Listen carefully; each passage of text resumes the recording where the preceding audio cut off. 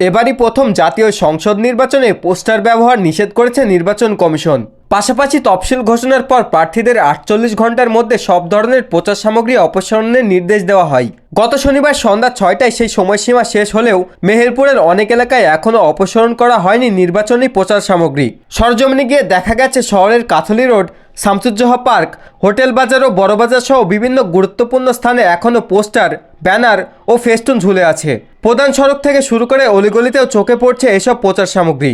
বাংলাদেশ জামাতে ইসলামী মেহেরপুর জেলা শাখার আমির ও মনোনীত প্রার্থী তাজউদ্দিন খান বিভিন্ন স্থানে তার প্রচার সামগ্রী সরিয়ে আইনের প্রতি শ্রদ্ধা দেখালেও সব এলাকায় নির্দেশনা পুরোপুরি মানা হয়নি। অন্যদিকে বিএনপি মনোনীত প্রার্থী মাসুদুরের কোনো ব্যানার বা ফেস্টুন চোখে পড়েনি, তবে কাথলি রোডের কয়েকটি স্থানে তার প্রচারণার স্টিকার দেখা গেছে। এই বিষয়ে সদর উপজেলার নির্বাহী কর্মকর্তা খায়রুল ইসলাম জানান, নির্বাচনী আচরণবিধি অনুযায়ী সব জায়গা থেকেই প্রচার সামগ্রী অপসারণ করতে হবে। এখনও কোথাও থাকলে আচরণবিধি ম্যাজিস্ট্রেটকে জানিয়ে প্রয়োজনীয় ব্যবস্থা নেওয়া হবে। সাকিব হাসান রুদ্র, মেহেরপুর প্রতিদিন অনলাইন ডেস্ক।